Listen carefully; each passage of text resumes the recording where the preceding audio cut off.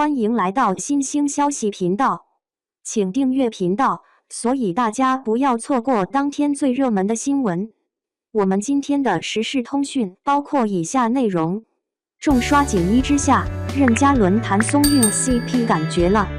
宝子们，咱就是说，时隔6年，我又一头扎进锦衣之下的坑里了，直接出不来了。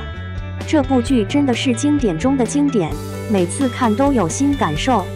我必须得好好夸夸任嘉伦和谭松韵，他俩绝对是我心中最默契的搭档，没有之一。在剧里，那默契程度简直逆天，就像一个人似的，心灵相通，水乳交融。袁今夏要是受点小伤，有点委屈，陆大人立马就不淡定了。虽然他还是那副冷冰冰的傲娇模样，可眼神里的心疼都快溢出来了。反过来，陆大人一个抬手，一丝皱眉，袁今夏立马就小鹿乱撞，脸刷的就红了。这俩人都不用说话，光靠眼神和小动作，就能把一部剧演得活灵活现，这演技绝了。剧里的名场面多到数不过来，就说战场上吧，刀剑无眼，危险重重。但陆大人为了今夏，啥都不管了。身上带着伤，还日夜兼程的杀进重围，就怕今夏傻傻的等他，为他丢了性命。还有牢狱那段，环境暗无天日，换做别人估计早就崩溃了。可今夏为了大人，硬是有了活下去的勇气，不惜卖掉自己所有的嫁妆，就为了能见大人一面。这每一帧每一幕，都深深印在我脑海里，每次想起来都感动得不行。现在回头看，这部剧不管是从剧情、演技还是服化道，都无可挑剔。任嘉伦和谭松韵把陆毅和袁今夏这2个角色演活了，让我们看到了爱情最美好的样子。锦衣之下，当飞鱼服染上月光色大结局的宿命，回响与人性突围。在锦衣卫飞鱼服的冷光与6扇门女捕快的烟火气之间，锦衣之下用48集的篇幅编织了一场跨越阶层的古代职场恋歌。当陆毅在赵玉铁窗内接过今夏递来的月饼，当今夏在雪地跪后的蜿蜒血迹染红石阶，这场始于查案的情缘，终在权力漩涡与人性光辉的撕扯中，完成了对古装偶像剧范式的突破。大结局看似圆满的表象下，实则涌动着更为复杂的命运暗流。权谋棋局中的情感突围，陆毅在赵玉的自我放逐，是锦衣卫指挥使之子向权力祭坛献上的最惨烈祭品。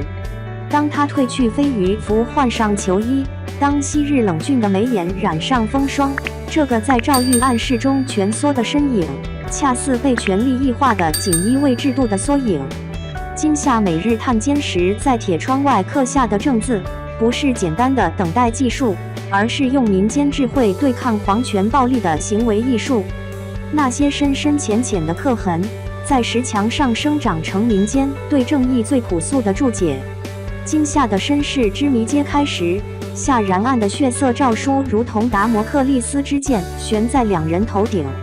当陆毅在狱前跪呈血书，当今夏在雪地长跪求见，这场跨越阶层的爱情早已超越儿女私情，升华为对历史冤案的追索。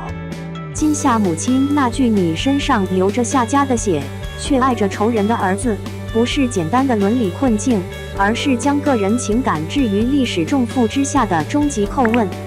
最终陆毅辞官的抉择，是对锦衣卫身份的彻底剥离，更是对权力体系的温柔反叛。当他在雪中走向今夏的背影与父亲陆廷的亡魂重叠，这个画面完成了对2代锦衣卫的命运注解。陆廷用生命守护的秘密，在陆毅这里转化为对真相的追寻。严世蕃用权力编织的罗网，终被陆毅今夏的爱情撕开裂缝。这种超越仇恨的救赎，让权力斗争的冰冷叙事染上了人性的温度。类型窠臼的解构与重构，古装探案剧常见的案情推动感情线模式，在锦衣之下中被赋予新的叙事张力。修和款失踪案、扬州盐商案等单元案件，不再是简单的恋爱催化剂，而是构成人物性格的拼图。陆毅在查案中展现的缜密思维，金夏在追踪时迸发的市井智慧，让两人的情感发展有了扎实的职业根基。职场元素的植入打破了古装剧的时空隔阂。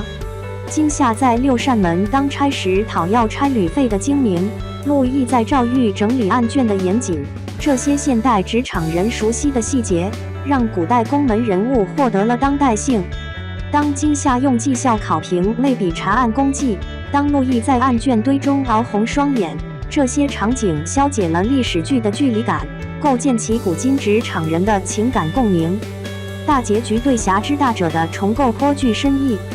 陆毅辞官后开设武学私塾，金夏继续当差办案，这种去英雄化的结局选择，是对传统武侠归隐山林模式的突破。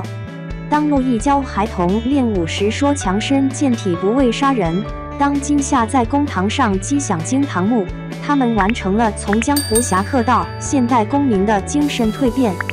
视觉诗学中的文化隐喻，飞鱼符与粗布裙的并置构成最醒目的视觉符号。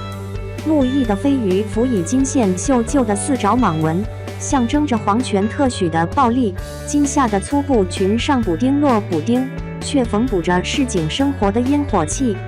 当这两种服饰在扬州灯会交叠，在雪夜长街相遇，服饰差异消解于共赏烟火的温情中，完成了对阶层隔阂的视觉化解。场景设计中的水墨意象暗含文化密码。金夏办案时常去的茶楼，氤氲水汽模糊了官民界限。陆毅在赵玉看到的月光，透过铁窗形成囚牢的隐喻。最精妙的是结尾处两人重逢的风铃坳，红叶如血呼救的道路，既是对开篇风铃遇险的呼应，更是用自然意象完成对权力暴力的温柔反讽。道具使用中的民间智慧值得玩味。金夏的手铳既是查案工具，也是情感信物。这个来自西洋的火器在剧中被赋予技术平权的深意。当陆毅学着使用手铳，当金夏改良武器设计，这些细节暗示着技术革新对传统等级制度的冲击，与明代中后期资本主义萌芽形成有趣互文。历史褶皱里的现代性光芒，剧中对女性职业身份的塑造颇具先锋性。金夏作为六扇门女捕快，其职业能力不断遭受质疑，却始终坚韧。这种叙事突破了古装剧女性才女花瓶的二元框架。她在公堂上与男性同僚辩法的场景，在档案库独自查案的身影，构成了对女子无才便是德的隐性批判。陆毅的成长弧光展现着权力监督的现代性，从最初滥用赵玉特权，到后期坚持证据至上，这个转变过程暗含法治精神的觉醒。当他在狱前坚持刑不复核程序，当他在赵玉拒绝用刑逼供，这些细节将个人成长与制度进步巧妙勾连，赋予古装剧难得的现代法治启蒙色彩。结局的开放式处理充满智慧。两人相约明年今日再会的留白，既是对历史剧大团圆窠臼的突破，也是对现实困境的清醒认知。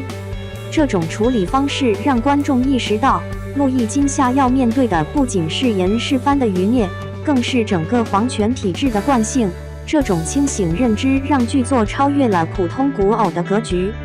当飞鱼符的冷光最终染上金夏带来的月光色，当锦衣卫的绣春刀收束进市井生活的刀鞘锦衣之下，用一场跨越阶层的爱情，完成了对权力、正义与人性的深刻叩问。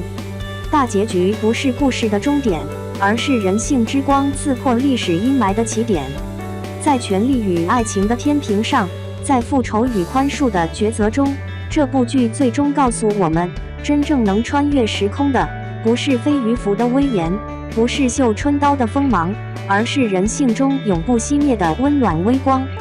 这种光，在赵玉的铁窗上折射，在雪地的血痕中凝结，最终照亮了通往现代文明的幽微小径。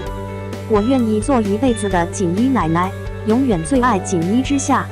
宝子们，你们是不是也被这对 CP 迷的不要不要的？快来评论区聊聊，说说你们最喜欢的名场面吧。